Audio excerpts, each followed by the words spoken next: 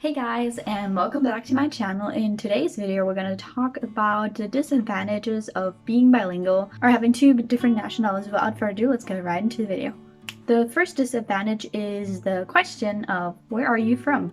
I never know if they're asking me, okay, so where did you live, or where are you living, or where were you born? The worst thing now is, since I moved to the US, now I'm like, I was born in the US, and I lived in Germany for 13 years, and then people are always like, oh, you're from Germany. I'm like, kind of dilemma because I'm half-half. Which also leads us to the second disadvantage, and that is that you never fit in.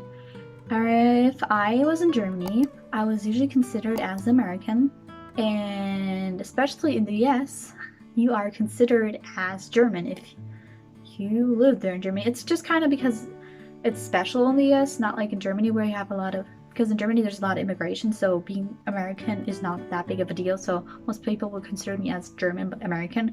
But in the US, it's like, oh, you're German. I'm like, I'm half American, but we'll just ignore that. Disadvantage number 3 is that you mess up or you don't know a word. So I have that a lot. Like, I create words that do not exist in the US because I kind of make them up from a German word that I knew, or I use a German word without even noticing, or you get the grammar all wrong, or you just don't know the word, which is really annoying because then you have to always describe it. Sometimes you don't know how to describe it, or they just don't have the word they have in German or in English. Which also leads us to when you get tired or you're sick, that you tend to speak the language you're most knowingly to speak. I knew that when I was sick once and I visited the US that I apparently spoke German. I had a fever. My dad only speaks English, so when I started talking German to him, he didn't know what was wrong with me.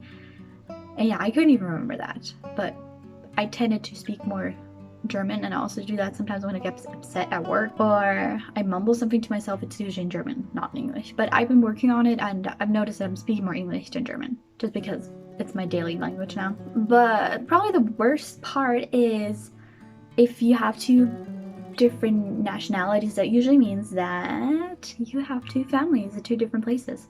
My case is Germany and the US, which is like a long distance, like two worlds apart. Actually 13 hours, but that's like 2 worlds apart, and that's by plane. So that means you will always miss someone. Whether I'm in the US or in Germany, I will always miss like my family, which is really hard. That was also a really hard part for me, like to move to US, was like leaving my family and my friends behind, and my squishy babes, my cat. If you've been watching me, you know who Cookie is. Otherwise, I'll just blend in a picture. So yeah, those are like the 5 disadvantages of having 2 nationalities or being bilingual. And I'll probably just make a video of the advantages, because with disadvantages, there's usually advantages.